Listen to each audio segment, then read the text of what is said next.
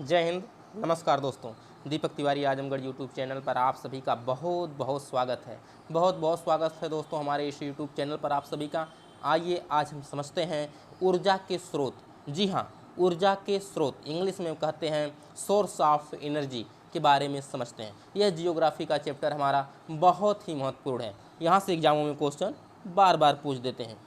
आइए दोस्तों, आज हम समझते हैं कि ऊर्जा के स्रोत को हम कितने भागों में बांट सकते हैं। तो प्यारे दोस्तों, ऊर्जा के स्रोत को हम महत्वपूर्ण रूप से दो भागों में बांट सकते हैं। पहला जो होता है उसे हम कहते हैं अनवीनीकरणीय ऊर्जा, जिसे हम परंपरागत ऊर्जा के नाम से भी जानते हैं। इंग्लिश में देखा जाए तो नॉन रिन्यूएबल ऑफ एनर्जी के नाम से जाना जाता है। जी हाँ, और दूसरा जो होता है हम उसे नवीनीकरणीय ऊर्जा के नाम से जानते हैं।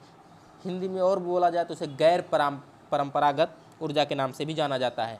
इंग्लिश में बोलें तो रिन्यूएबल एनर्जी के नाम से जाना जाता है। दोस्तों आइए आज हम सबसे पहले समझते हैं अनवीकरणीय ऊर्जा के बारे में। जी हाँ, जिसे परंपरागत या फिर नॉन रिन्यूएबल एनर्जी के नाम से जानते हैं। दोस्तों आप लोग एक नोट बनाकर लिख लीजिए कि ऊर्जा के जो स्रोत हैं वह कितने प्रकार के हैं। तो ये दो प्रकार के हैं। कौन कौन? एक परंपरागत है और दूसरा गैर परंपरागत है।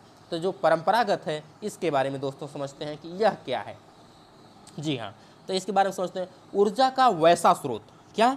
ऊर्जा का वैसा स्रोत जिसका एक बार उपयोग करने के बाद फिर दोबारा प्रयोग में न आ सके।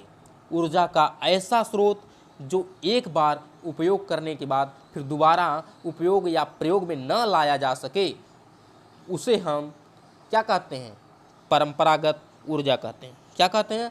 परंपरागत ऊर्जा कहते हैं। ऊर्जा का ऐसा स्रोत जिसका एक बार प्रयोग किया जाए फिर दोबारा उसका प्रयोग न किया जा सके, उसे हम परंपरागत या फिर अनवीकरणीय ऊर्जा या फिर नॉन रिन्यूएबल एनर्जी के नाम से जानते हैं। दोस्तों जैसे तापीय ऊर्जा। तापीय ऊर्जा, अब तापीय ऊर्जा में क्या क्या आता है दोस्तों, यह भी समझना जरूरी है।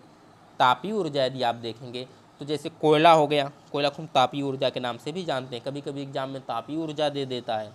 तो कोयला हो गया दोस्तों, पेट्रोलियम हो गया, पदार्थ एवं कुछ प्राकृतिक गैस भी ऐसे हैं जो हम परंपरागत ऊर्जा के रूप में हम उन्हें जानते हैं। जैसे जल ऊर्जा।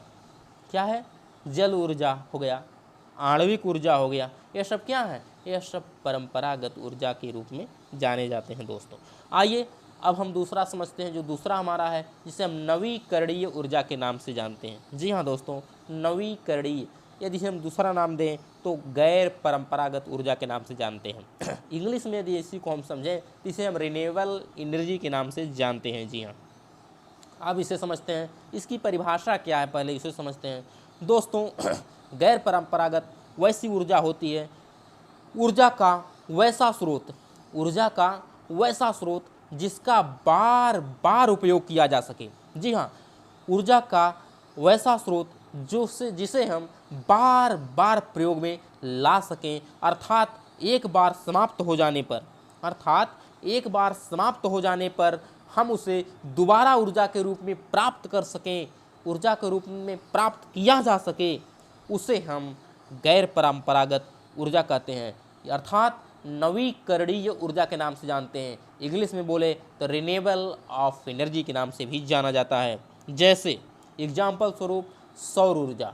क्या है? सौर ऊर्जा, पवन ऊर्जा, ज्वारीय ऊर्जा, तरंग ऊर्जा, भूकंपीय ऊर्जा।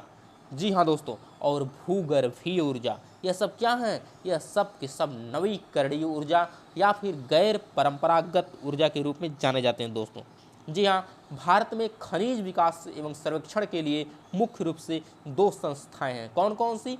दो संस्थाएं हैं। यह भी एग्जाम पूछता कितनी संस्थाएं हैं, तो दो संस्थाएं हैं। कौन कौन सी? एक है geological survey of India. Geological survey of India दोस्तों यह कहाँ पर है? यह कोलकाता में है। कहाँ पर है? कोलकाता में है। दूसरा है भारतीय खनन ब्यूरो। जी हाँ, भारतीय खनन ब्यूरो यह कहाँ है? यह है नागपुर में। दोस्तों मिलते हैं अगली वीडियो में, तब तक के लिए बहुत बहुत आप सभी का सादर धन्यवाद।